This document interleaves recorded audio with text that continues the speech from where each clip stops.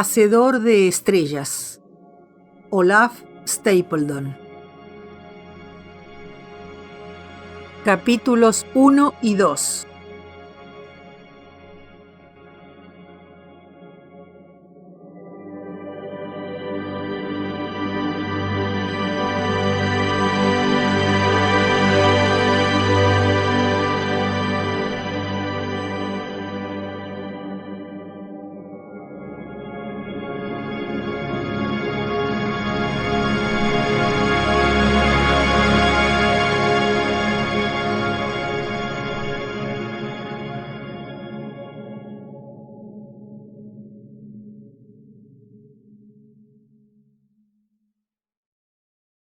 Capítulo 1. La Tierra. El punto de partida. Una noche, descorazonado, subí a la colina. Los matorrales me cerraban a menudo el camino. Abajo se ordenaban las farolas de los suburbios. Las ventanas, con las cortinas bajas, eran ojos cerrados que observaban interiormente la vida de los sueños. Más allá de la sombra del mar latía un faro. Arriba, oscuridad. Distinguí nuestra propia casa, una islita en las tumultuosas y amargas corrientes del mundo. Allí, durante una década y media, nosotros dos, de características tan distintas, habíamos crecido apoyándonos y alimentándonos mutuamente en una intrincada simbiosis. Allí habíamos planeado nuestras tareas diarias y habíamos hablado de las decepciones y curiosidades del día. Allí se habían amontonado las cartas que esperaban respuesta, los calcetines que necesitaban zurcidos. Allí habían nacido los niños, esas repentinas nuevas vidas. Allí, bajo aquel techo, nuestras dos vidas, resistiéndose a veces una a otra, habían sido en todo momento una vida única, mayor, más consciente que cualquier vida solitaria. Todo esto seguramente era bueno. Sin embargo, había allí amargura, y la amargura no solo venía de fuera, del mundo. Surgía también dentro de nuestro propio círculo mágico. El horror a nuestra futilidad, a nuestra propia irrealidad, y no solo al delirio del mundo, me había arrastrado a la colina. Estábamos siempre atareados en cosas urgentes e insignificantes, y el resultado era insustancial. ¿Habríamos juzgado erróneamente toda nuestra existencia? ¿Habríamos fundado nuestra vida en falsas premisas? Y en particular, esa sociedad nuestra, ese punto de apoyo aparentemente tan firme de actividad mundana, ¿no sería quizás solo un débil torbellino de contenida y complaciente domesticidad que giraba inútilmente en la superficie del gran río y que en sí mismo carecía de profundidad, de significado? ¿No nos habíamos engañado a nosotros mismos? ¿No habríamos vivido solo un sueño, como tantos otros, detrás de aquellas estáticas ventanas? En un mundo enfermo, hasta los fuertes están enfermos. Y nosotros dos, que tejíamos nuestra menuda existencia arrastrados por la rutina, muy pocas veces con clara conciencia, muy pocas veces con una firme determinación, éramos producto de un mundo enfermo. Sin embargo, esa vida nuestra no era mera y estéril fantasía.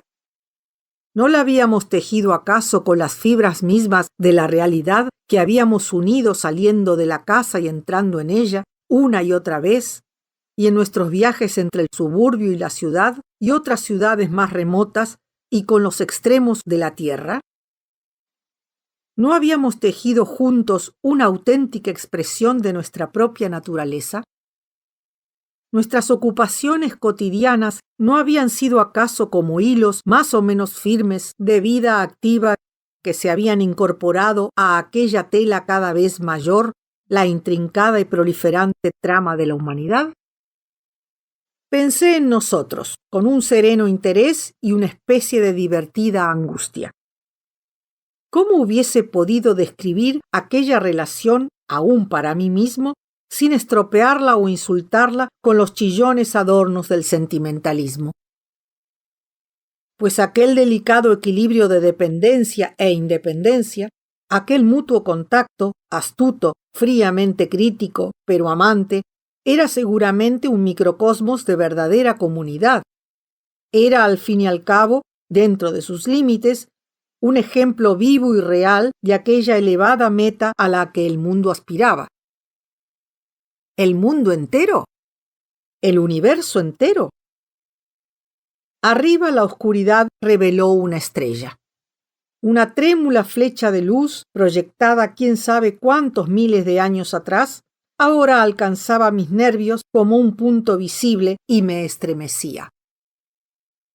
Pues, ¿qué podía significar nuestra comunidad, frágil, evanescente, fortuita, en un universo semejante? Pero, irracionalmente, sentí en mí una rara reverencia, no hacia el astro, un simple fuego que la distancia santificaba falsamente, sino hacia otra cosa, algo que mi corazón descubría en aquel terrible contraste entre la estrella y nosotros. Sin embargo, ¿qué podía ser eso? La inteligencia, mirando más allá del astro, no descubría ningún hacedor de estrellas, solo oscuridad. Ningún amor, ningún poder siquiera, solo nada. Y sin embargo, el corazón parecía cantar una alabanza. Impacientemente hice a un lado esta locura y me volví de lo inescrutable a lo familiar y concreto. Aparté todo sentimiento de reverencia y hasta el miedo y la amargura y decidí examinar más fríamente ese notable nosotros, sorprendentemente significativo, que nos parecía tan importante y que en relación con las estrellas era algo tan fútil. Aún prescindiendo de este vasto escenario cósmico, donde todo parecía pequeño, éramos quizá insignificantes y hasta ridículos. Un accidente tan común, tan trillado, solo una pareja casada que había intentado vivir sin tensiones excesivas. El matrimonio en nuestra época era algo sospechoso, y el nuestro, con su trivial origen romántico, doblemente sospechoso. Nos habíamos conocido cuando ella era aún una niña. Nuestros ojos se encontraron de pronto. Ella me miró un momento con una serena atención. Con un oscuro y profundo reconocimiento llegué yo a imaginar románticamente. Yo por lo menos reconocí en aquella mirada, o así lo entendió la fiebre de mi adolescencia, mi propio destino. Sí, qué predestinada me había parecido nuestra unión, y ahora en el recuerdo, qué accidental. Por supuesto, como muchos viejos matrimonios, nos entendíamos muy bien, como dos árboles que han crecido unidos, distorsionándose, pero soportándose. Fríamente la vi a ella ahora como un simple aditamento a mi vida personal, a veces útil, pero muy a menudo irritante. Éramos en realidad buenos compañeros. Nos concedíamos una cierta libertad y así nos tolerábamos. Esa era nuestra relación. Desde este punto de vista no parecía muy importante para la comprensión del universo, pero en mi corazón yo sabía que no era así. Ni aun las frías estrellas, ni aun la totalidad del cosmos con todas sus vacías inmensidades podían convencerme de que ese nuestro preciado átomo de comunidad, que era tan imperfecto, que moriría tan pronto, no tuviese ningún significado. Pero esa indescriptible relación nuestra podía tener algún significado fuera de sí misma. Probaba, por ejemplo, que la naturaleza esencial de los seres humanos era el amor y no el odio y el miedo. Probaba que todos los hombres y mujeres del mundo, aún impedidos por las circunstancias, eran capaces de crear una comunidad mundial sostenida por el amor. Y siendo también ella misma un producto del cosmos, probaba que el amor era la base del cosmos mismo y permitía afirmar que nosotros dos, que alimentábamos su excelencia intrínseca, tendríamos de algún modo una vida eterna. ¿Probaba en verdad que el amor era Dios y que Dios nos esperaba en el cielo? No, esa comunidad de espíritus, doméstica, amistosa, exasperante, alegre, simple y tan preciada, no probaba nada de eso. No probaba nada sino su propia e imperfecta verdad. No era nada sino un epítome muy pequeño, muy brillante, de las muchas posibilidades de la existencia. Recordé los enjambres de estrellas invisibles. Recordé el tumulto de odio, temor y amargura que es el mundo del hombre. Recordé también nuestras dimensiones no poco frecuentes. Me dije que desapareceríamos muy pronto, como una onda que la brisa ha dibujado en el agua tranquila. Una vez más percibí ese raro contraste entre las estrellas y nosotros. La incalculable potencia del cosmos acrecentaba misteriosamente la verdad de una breve chispa y el breve e incierto destino de los hombres.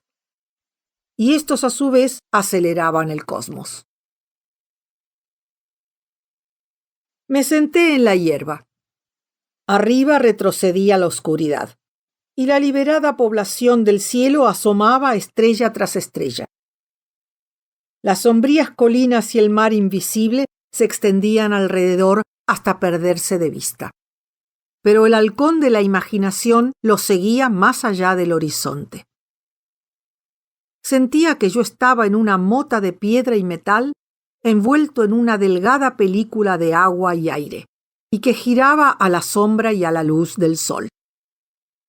Y en la superficie de esa mota, enjambres de hombres, en generaciones sucesivas, habían vivido en el trabajo y la ceguera, con intermitente alegría e intermitente lucidez.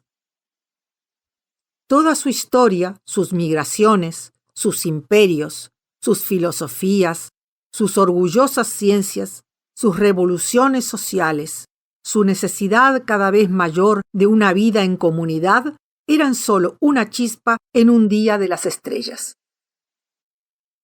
Si uno pudiese saber, pensé, si en esa hueste centelleante había o no, aquí y allí, otros granos de roca y metal habitados por el espíritu, y si los titubeos del hombre en su persecución de la sabiduría y el amor eran solo un estremecimiento insignificante o parte de un movimiento universal.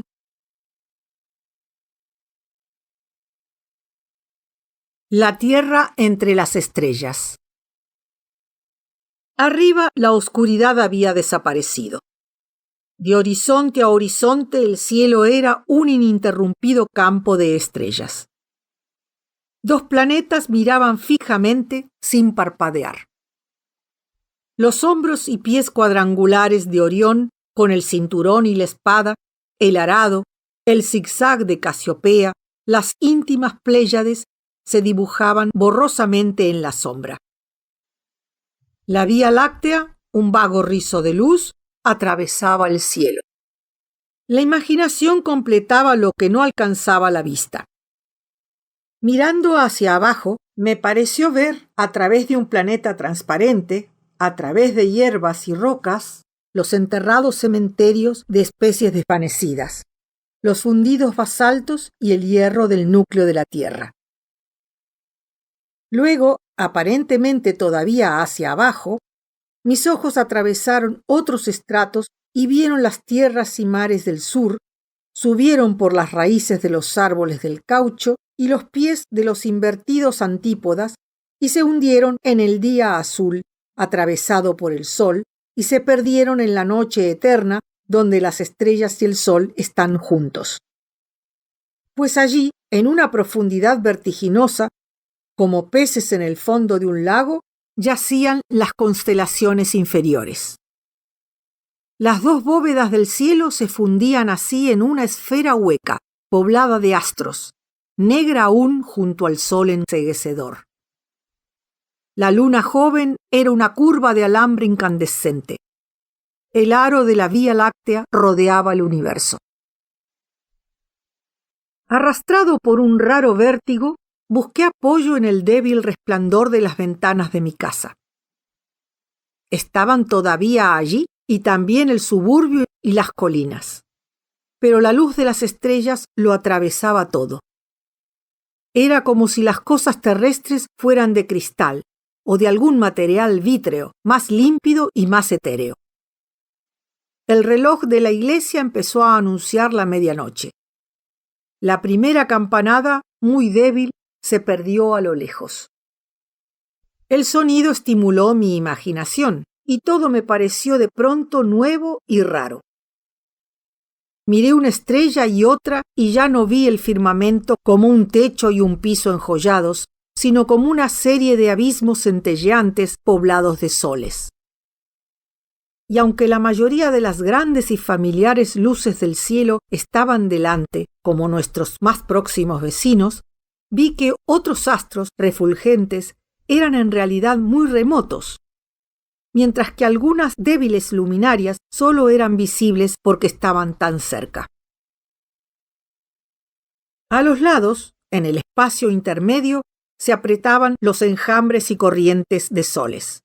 Pero aún estos parecían ahora cercanos, pues la Vía Láctea había retrocedido a una distancia incomparablemente mayor, y las brechas de las partes más próximas revelaban una sucesión de nieblas luminosas y extensas perspectivas de poblaciones estelares. El universo que el destino me había señalado no era una cámara estrellada, sino un vórtice de corrientes de astros. No, era más aún, pues mirando entre las estrellas la oscuridad que se abría más allá, vi también, como meras chispas y puntos de luz, otros vórtices semejantes, otras galaxias semejantes, desparramadas por el vacío, en abismos cada vez más profundos. De modo que ni siquiera el ojo de la imaginación podía encontrar límites a la cósmica galaxia de galaxias que lo abrazaba todo. El universo se me aparecía ahora como un vacío donde flotaban raros copos de nieve y cada copo era un universo. Mientras contemplaba el más débil y remoto de todos aquellos enjambres de universos, me pareció ver, como ayudado por una imaginación hipertelescópica, una población de soles. Y cerca de cada uno de esos soles había un planeta, y en el lado oscuro del planeta había una loma, y en esa loma estaba yo. Nuestros astrónomos nos aseguran que en esta ilimitada finitud que llamamos el cosmos, las líneas rectas de la luz no se pierden en el infinito, sino que vuelven a su propia fuente.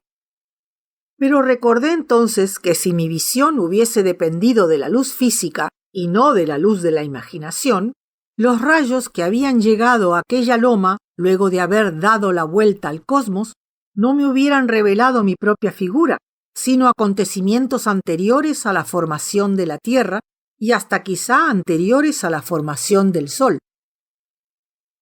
Entonces, apartándome una vez más de esas inmensidades, busqué otra vez con la mirada las ventanas de nuestro hogar, que aunque atravesadas de estrellas, eran aún para mí más reales que todas las galaxias. Pero nuestra casa había desaparecido, junto con todo el suburbio, y las lomas también, y el mar. El mismo suelo donde yo había estado sentado ya no existía. En su lugar, abajo, muy lejos, se extendían unas tinieblas insustanciales. Y parecía como si yo mismo hubiese abandonado mi cuerpo, pues no podía verme ni tocarme la carne. Intenté mover las piernas y los brazos y nada ocurrió. No tenía piernas ni brazos. La percepción interna de mi cuerpo y el dolor de cabeza que me había abrumado desde la mañana habían cedido su puesto a una vaga levedad, un sentimiento de bienestar. Cuando comprendí totalmente el cambio que me había sobrevenido, Me pregunté si no habría muerto y no estaría entrando en una existencia totalmente inesperada. Una posibilidad tan trivial me exasperó al principio. Enseguida me sentí consternado, pues entendí que si yo había muerto realmente, no volvería a mi preciado y concreto átomo de comunidad. La violencia de mi pena me sorprendió, pero me consolé muy pronto pensando que al fin y al cabo era muy probable que yo no estuviese muerto, sino en una especie de trance del que despertaría en cualquier minuto. Resolví, por lo tanto, no alarmarme demasiado con este cambio misterioso. Observaría con un interés científico todo lo que me ocurría. Advertí que la oscuridad que había reemplazado al suelo se apretaba y condensaba.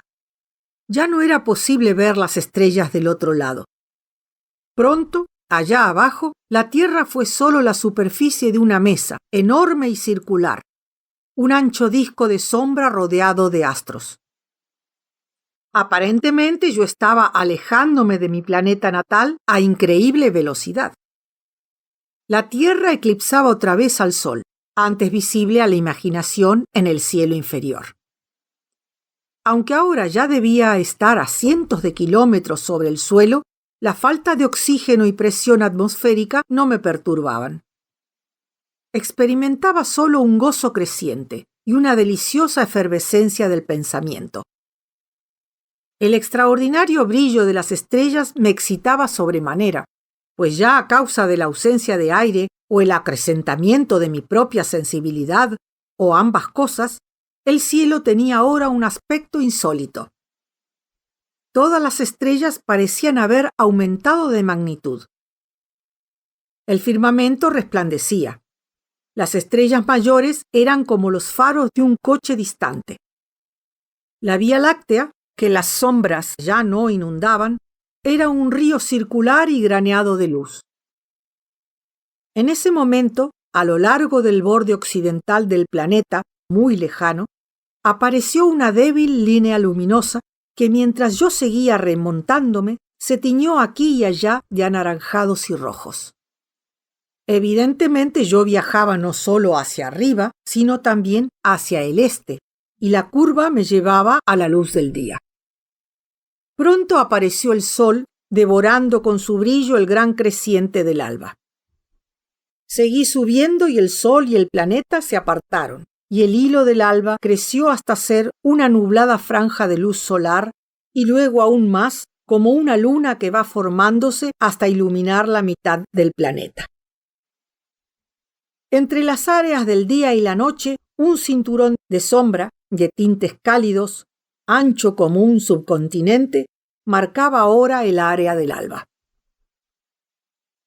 Yo continué elevándome y viajando hacia el este y vi que las tierras iban hacia el oeste junto con la luz hasta que estuve sobre el Pacífico en pleno mediodía. La Tierra se me aparecía ahora como un gran orbe brillante, 100 veces mayor que la luna llena. La imagen del sol se reflejaba en el océano como una centelleante mancha de luz. La circunferencia del planeta era un anillo indefinido de niebla luminosa que se borraba gradualmente hasta confundirse con la negrura del espacio. Parte del hemisferio norte, inclinado de algún modo hacia mí, era una extensión de nieve y nubes. Pude distinguir los contornos de Japón y China. Sus vagos castaños y verdes mellaban los vagos azules y grises del océano. Cerca del Ecuador, donde el aire era más claro, el océano parecía oscurecerse. Había un menudo torbellino de nubes brillantes que era quizá la superficie superior de un huracán. Las Filipinas y Nueva Guinea tenían formas muy precisas. Australia se perdía en las neblinas del sur. El espectáculo era extrañamente conmovedor. La admiración y el asombro borraban toda ansiedad personal. La pura belleza de nuestro planeta me sorprendía. Era una perla enorme montada en ébano estrellado. Era nácar, era ópalo. No, era algo más hermoso que ninguna joya. de dibujados colores, sutiles, etéreos. Tenía la delicadeza y el brillo, la complejidad y la armonía de una cosa viva. Era raro que yo sintiese desde tan lejos como nunca había sentido antes la presencia vital de la tierra, una criatura viva pero dormida que anhelaba oscuramente despertar. Ninguna forma visible de esta joya celestial y viva revelaba la presencia del hombre. Allá abajo, ocultos, estaban algunos de los centros más poblados del mundo. Allá abajo, vastas regiones industriales ennegrecían el aire con humo. Y sin embargo, aquel tropel de vida y aquellas empresas tan importantes para el hombre no habían dejado ninguna marca notable en el planeta. Desde esta altura, la Tierra no hubiera parecido muy diferente antes de la aparición del hombre. Ningún ángel visitante, ningún explorador de otro planeta hubiera podido sospechar que en este orbe suave proliferaban las alimañas, unas bestias incipientemente angélicas que se torturaban a sí mismas y dominaban el mundo. Capítulo 2. Viaje interestelar. Mientras contemplaba así mi planeta natal, yo seguía remontándome en el espacio. La Tierra era cada vez más pequeña, y al moverme hacia el este me pareció verla girar. Todos sus accidentes iban hacia el oeste, hasta que al fin el crepúsculo vespertino y el Atlántico aparecieron en el borde occidental, y luego la noche. Pocos minutos más tarde me pareció el planeta se había convertido en una inmensa media luna. Pronto fue un borroso y delgado creciente, junto al afilado creciente de su satélite. Comprendí asombrado que yo debía de estar viajando a una velocidad fantástica e imposible. Tan rápido era mi progreso que yo creía atravesar una constante granizada de meteoros. Eran invisibles hasta que los tenía casi delante, pues brillaban solo cuando reflejaban la luz del sol, un breve instante, como vetas de luz, como lámparas vistas desde un tren expreso. Me encontré con muchos de ellos de frente, pero no me causaron ningún daño. Una enorme piedra regular del tamaño de una casa me aterrorizó realmente. La masa iluminada se balanceó ante mis ojos. Exhibió durante una fracción de segundo una superficie áspera y me devoró. Supongo por lo menos que debe de haberme devorado, pero tan rápido fue mi pasaje que apenas acababa de verlo cuando me encontré dejándolo atrás. Muy pronto la Tierra se confundió con los otros astros. Digo pronto, pero yo apenas tenía entonces sentido del paso del tiempo. Minutos, horas, y hasta quizá también días y semanas se me confundían unos con otros. Mientras trataba aún de recobrarme, descubrí que ya había cruzado la órbita de Marte y me precipitaba a través del cinturón de asteroides. Algunos de estos minúsculos cuerpos celestes estaban ahora tan cerca que parecían grandes astros que se movían sobre el fondo de las constelaciones. Uno o dos se me aparecieron como formas gibosas y luego como unas medias lunas antes de perderse detrás de mí. Ya Júpiter era gradualmente más brillante y cambiaba de posición entre las estrellas fijas. El gran globo fue al fin un disco mayor que el del empequeñecido Sol. Los 4 satélites mayores eran perlitas que flotaban junto a él. La superficie del planeta me parecía jamón veteado a causa de las zonas con nubes. Las nubes velaban toda su circunferencia. Me hundí en él y pasé al otro lado. Debido a la inmensa altura de su atmósfera, el día y la noche se mezclaban en Júpiter sin límites precisos. Noté aquí y allá, en su oscuro hemisferio oriental, vagas áreas de una luz rojiza, quizá el resplandor de erupciones volcánicas que penetraban las densas nubes. En pocos minutos, o quizá años, Júpiter se transformó otra vez en una estrella, y luego se perdió en el esplendor del Sol, reducido pero todavía brillante. No encontré ninguno de los otros planetas en mi curso, pero advertí pronto que ya debía de haber dejado muy atrás los mismos límites de la órbita de Plutón. El Sol era ahora solo la más brillante de las estrellas e iba apagándose detrás de mí. Al fin tuve ocasión de sentirme realmente consternado. Nada era visible ahora, excepto el cielo y sus estrellas. El Arado, Casiopea, Orión, las Pléyades se burlaban de mí con su familiaridad y su lejanía. El Sol no era ya sino una estrella brillante entre las otras. Nada cambiaba. ¿Estaba yo condenado a quedar suspendido para siempre en el espacio, como un testigo incorpóreo? ¿Había muerto? ¿Era este mi castigo por una vida singularmente ineficaz? ¿Era esta la pena que había merecido mi inveterada voluntad de permanecer apartado de los asuntos, pasiones y prejuicios humanos? Me esforcé en volver con mi imaginación a la cima de la loma suburbana. Vi nuestro hogar. Se abrió la puerta. Una figura salió al jardín iluminada por la luz del vestíbulo. Miró un momento a los lados de la carretera, luego entró otra vez en la casa. Pero la escena era producto de la imaginación. En la realidad no había más que estrellas. Al cabo de un rato noté que el Sol y todas las estrellas vecinas eran rojas. Las del polo opuesto del cielo eran en cambio de un frío azul. Entendí rápidamente el extraño fenómeno. Yo estaba viajando aún, y viajando a tal velocidad que la luz misma no era indiferente a mi paso.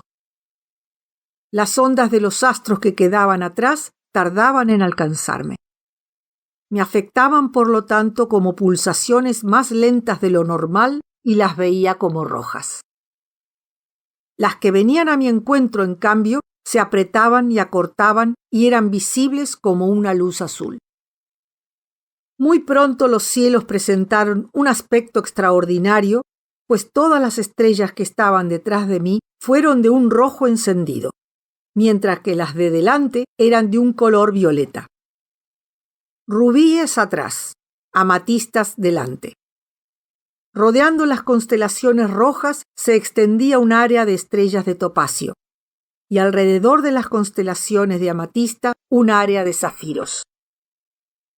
Junto a mi curso, de los dos lados, los colores empalidecían hasta transformarse en el color blanco normal de los familiares diamantes del cielo. Como yo viajaba casi en el plano de la galaxia, el círculo de la Vía Láctea, blanco a los lados, era violeta delante, rojo detrás. Al fin las estrellas que estaban directamente delante y detrás de mí desaparecieron, dejando dos agujeros oscuros en el cielo, cada uno de ellos rodeado por una zona de estrellas coloreadas.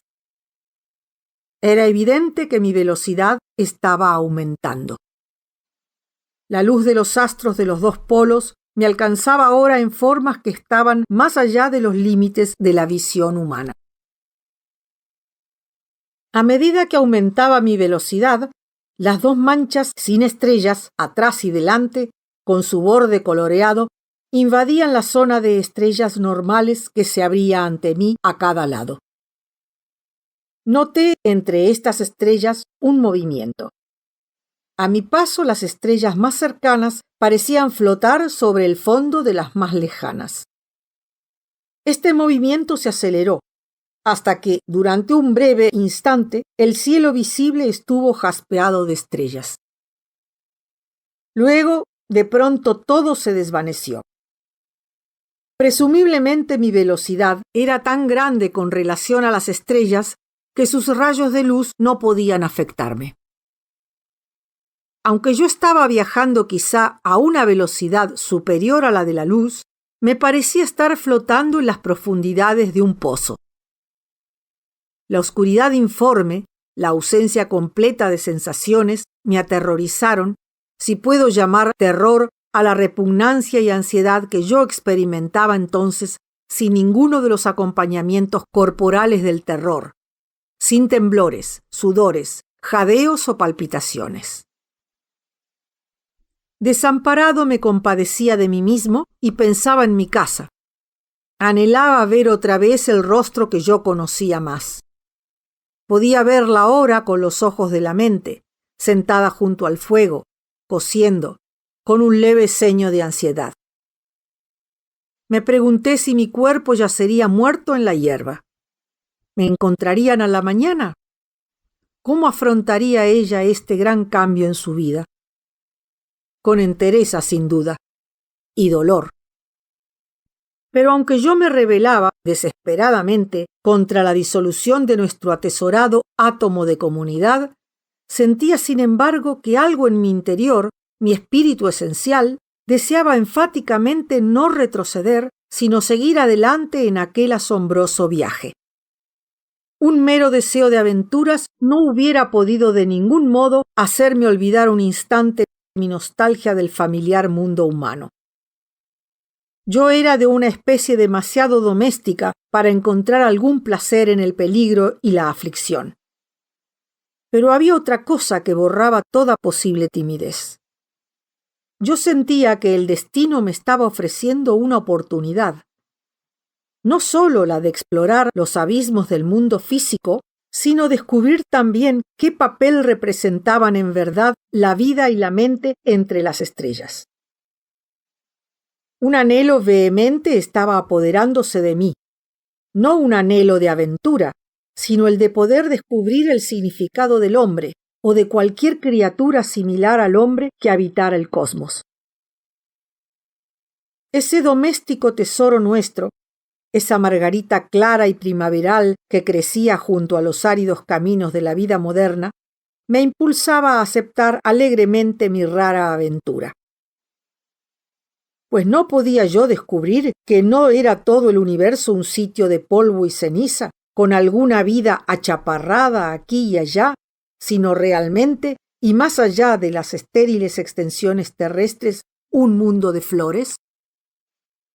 ¿Era el hombre verdaderamente, como a veces había deseado serlo, el punto donde se desarrollaba el espíritu cósmico, por lo menos en sus aspectos temporales?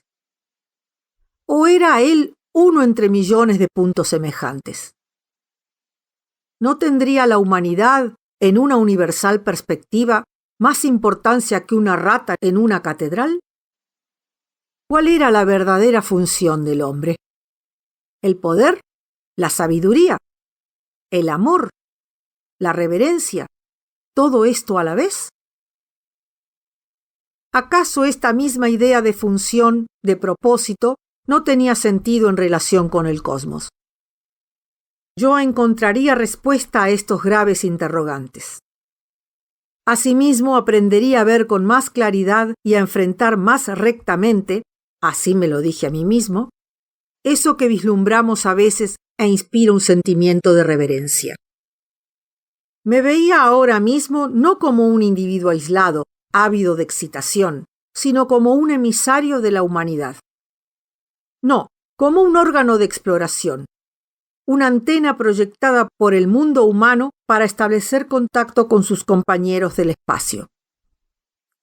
Yo debía seguir adelante sin temores, aunque mi trivial vida terrestre llegara a su fin y mi mujer y mis hijos no volviesen a verme. Yo debía seguir adelante. Y de algún modo, algún día, aún luego de siglos de viaje interestelar, regresaría a la Tierra. Cuando recuerdo aquella fase de exaltación, ahora que he vuelto realmente a la Tierra, luego de las más sorprendentes aventuras, me descorazona advertir el contraste entre el tesoro espiritual que deseo ofrecer a mis semejantes y la insuficiencia de mi verdadero tributo. Este fracaso se debe quizá al hecho de que, aunque acepté realmente el desafío de la aventura, en mi aceptación había secretas reservas. El miedo y la afición a la comodidad, reconozco ahora, nublaron la claridad de mi propósito. Mi resolución, tomada tan audazmente, fue a fin de cuentas un fracaso. Mi nostalgia del planeta natal borraba a veces totalmente mi ya inestable coraje. Una y otra vez, en el curso de mis travesías, tenía la impresión de que mi naturaleza pedestre y tímida me impedía entender los aspectos más significativos de aquellos acontecimientos. De todas las experiencias de mis viajes, solo una fracción fue para mí inteligible, aún en aquel tiempo. Y entonces, como diré más adelante, mis poderes recibieron el auxilio de unas criaturas de desarrollo sobrehumano. Ahora que estoy otra vez en mi planeta natal y ya no cuento con esa ayuda, no puedo ni siquiera resucitar una parte de los acontecimientos más profundos que alcancé entonces.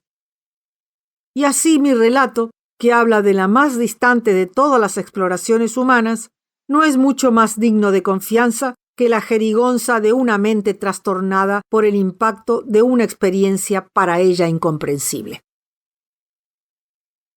Vuelvo a mi relato. No sé cuánto tiempo estuve discutiendo conmigo mismo, pero tan pronto como tomé mi decisión, los astros atravesaron otra vez la oscuridad absoluta. Yo me había detenido aparentemente, pues estaba rodeado de estrellas y eran todas de color normal. Pero había ocurrido un misterioso cambio. Pronto descubrí que bastaba que yo desease acercarme a una estrella para que me moviera hacia ella, y a una velocidad que parecía superior a la de la luz. Esto, como yo sabía muy bien, era físicamente imposible. Entendí, por lo tanto, que mi movimiento debía de ser de algún modo un fenómeno mental, y no físico, y que yo era capaz de situarme en sucesivos puntos de vista sin medios físicos de locomoción. Me pareció evidente también que esa luz con que las estrellas se me revelaban ahora no era una luz física normal, pues noté que mis nuevos expeditivos modos de viajar no alteraban los colores visibles de las estrellas. Aunque yo me moviese con mucha rapidez, conservaban sus matices diamantinos, pero más brillantes y nítidos que en la visión normal. Tan pronto como descubrí mi nuevo poder de locomoción, empecé a usarlo fervientemente. Me dije a mí mismo que estaba embarcándome en un viaje de investigación astronómica y metafísica, aunque ya mi nostalgia de la Tierra perturbaba mi propósito. Desvié indebidamente mi atención hacia la búsqueda de planetas y especialmente planetas de tipo terrestre. Dirigí mi curso al azar hacia una de las más brillantes estrellas cercanas. Tan rápido era mi avance que algunas de las luminarias menores y más próximas pasaban junto a mí como meteoros. Me acerqué en una nueva curva al sol enorme, sin sentir calor. En su moteada superficie, y a pesar de aquel brillo que todo lo invadía, alcancé a ver, con mi milagrosa visión, un grupo de enormes y oscuras manchas solares, pozos donde hubiesen cabido una docena de tierras. En los bordes del astro, las excrescencias de la atmósfera se alzaban como árboles y plumajes ardientes, y monstruos prehistóricos, ansiosos o despavoridos, en un globo demasiado pequeño para ellos. Más allá, la pálida corona extendía sus membranas en la oscuridad. Mientras yo giraba alrededor del astro en un vuelo hiperbólico, busqué ansiosamente algún planeta, pero no encontré ninguno. Busqué otra vez, minuciosamente, adelantándome, retrocediendo, cambiando de rumbo.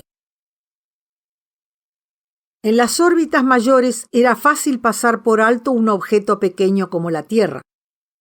No encontré nada excepto unos meteoros y unos planetas gaseosos. Me sentí muy decepcionado, pues el astro parecía ser del mismo tipo que el Sol familiar.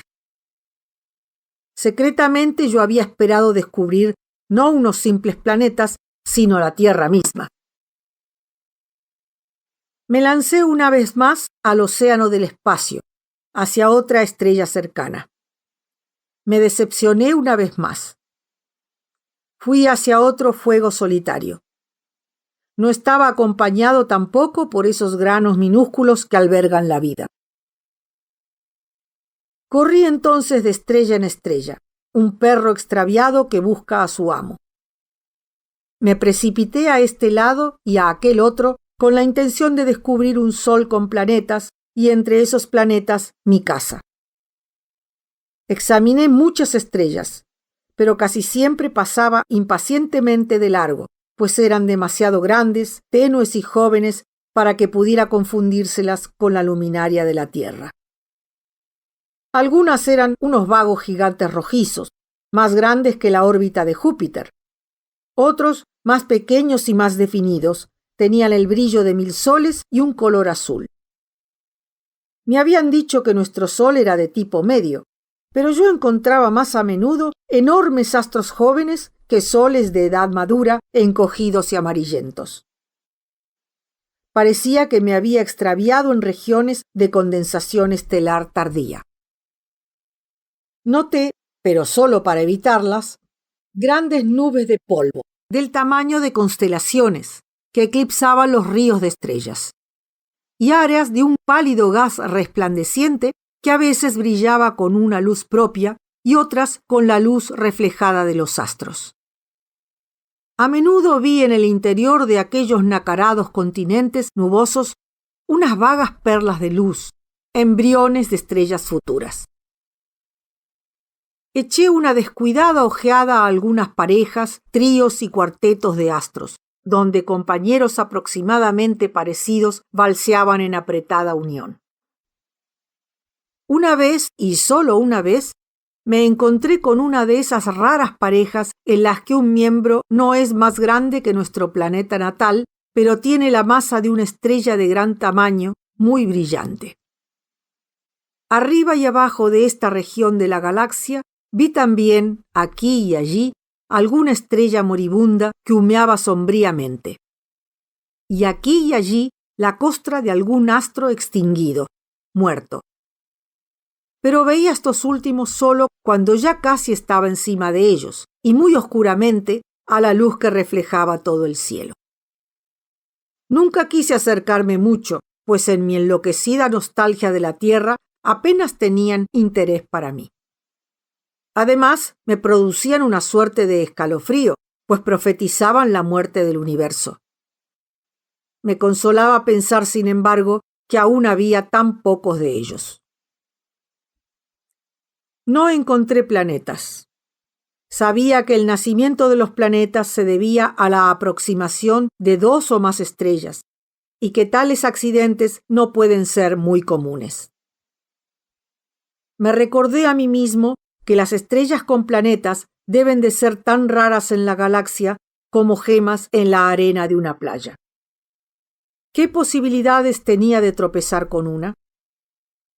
Empecé a descorazonarme. El espantoso desierto de oscuridad y fuegos estériles, el enorme vacío con unos pocos puntos centelleantes, la colosal inutilidad de todo el universo, me oprimían horriblemente. Y ahora se me añadía otro terror. Mi poder de locomoción estaba debilitándose.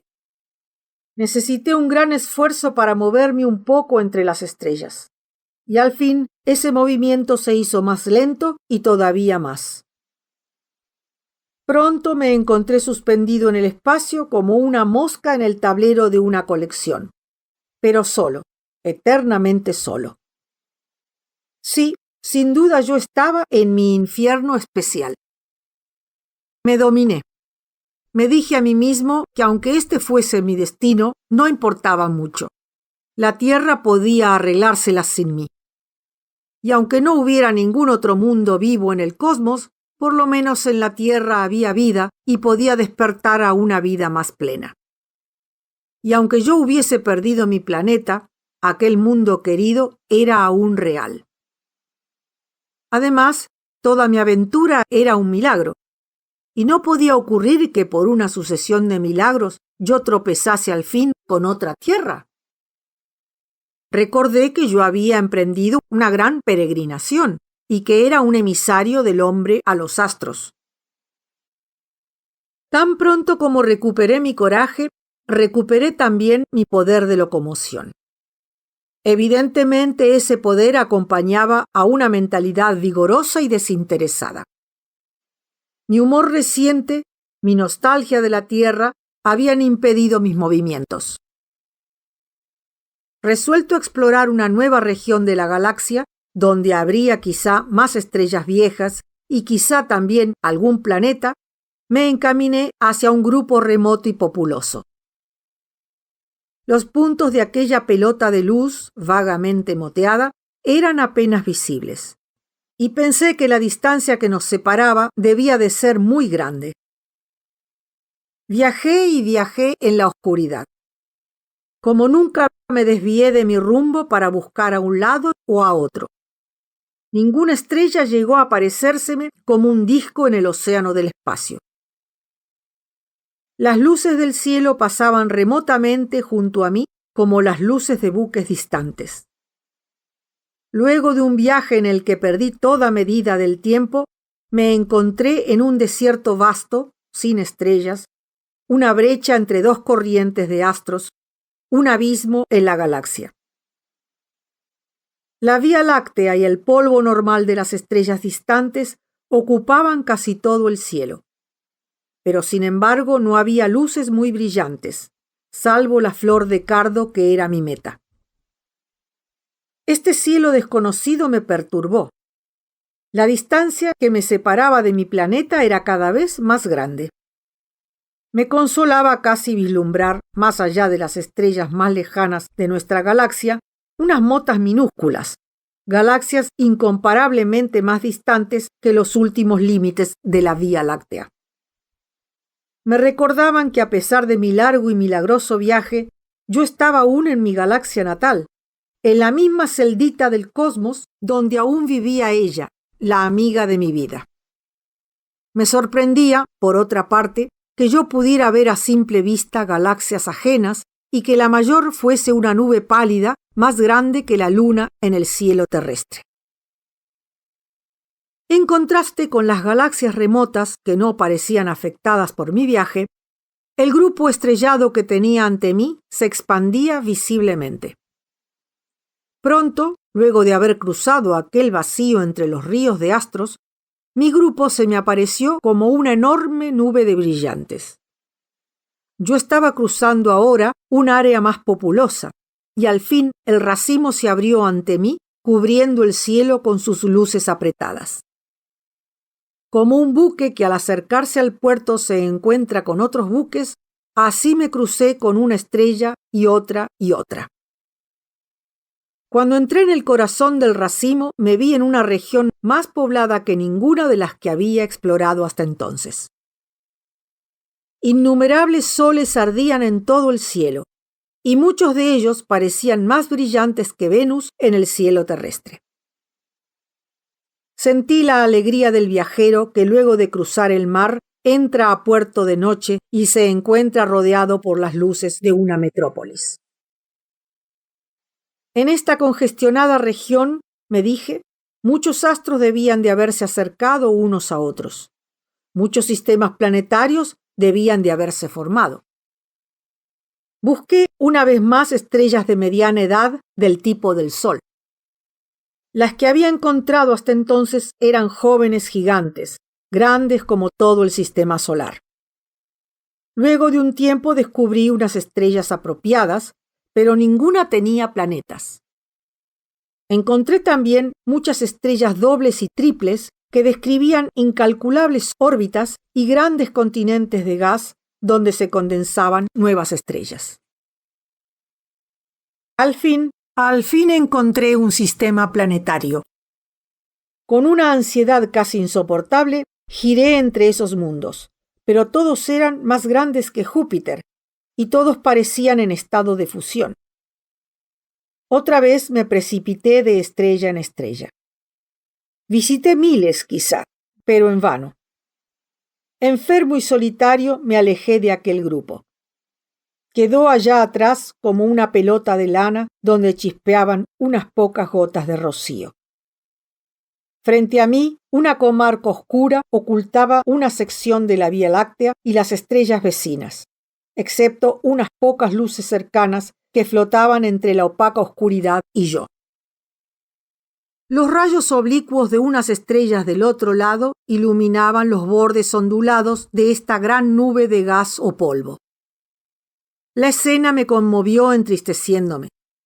Yo había visto tantas veces en la tierra unas nubes oscuras plateadas por la luna. Pero la nube que ahora estaba ante mí no solo hubiera podido devorar mundos e innumerables sistemas planetarios, sino hasta constelaciones enteras. Sentí que el coraje me abandonaba de nuevo. Miserablemente traté de ocultarme aquellas inmensidades cerrando los ojos. Pero yo no tenía ojos ni párpados. Era un punto de vista incorpóreo y ambulante. Traté de evocar el pequeño interior de mi casa, con las cortinas corridas y el fuego encendido. Traté de persuadirme de que todo este horror de oscuridad y lejanías e incandescencias estériles eran solo un sueño, que yo me había dormido junto a la chimenea, que despertaría en cualquier instante, que ella dejaría de coser, extendería un brazo, me tocaría y sonreiría. Pero las estrellas siguieron reteniéndome. Otra vez, aunque me faltaban las fuerzas, empecé a buscar. Y luego de haber vagado de una estrella a otra durante un período que pudo haber sido de días o años o eones, la suerte o un espíritu guardián me llevó a cierta estrella parecida al Sol. Y mirando hacia afuera desde su centro, vi un pequeño punto de luz que se movía conmigo sobre el fondo dibujado del cielo. Mientras saltaba hacia él, vi otro y otro. Era sin duda un sistema planetario muy similar al mío. Tan obsesionado estaba yo que busqué enseguida el más parecido a la Tierra de esos mundos. Y cuando su disco giró ante mí o debajo de mí, se me apareció en verdad como asombrosamente semejante a mi planeta. La densidad de su atmósfera era indudablemente menor, pues se veían con claridad los contornos de los raros continentes y océanos. Como en la Tierra, el mar oscuro reflejaba la imagen del sol. Unas nubes blancas flotaban aquí y allá sobre los mares y las tierras, que como en mi mundo eran castañas y verdes. Pero aún desde esa altura vi que los verdes eran más vívidos que en la vegetación terrestre y que abundaban los azules. Noté también que en este planeta había más tierra que agua y que en las partes centrales de los continentes había unos brillantes desiertos blancos.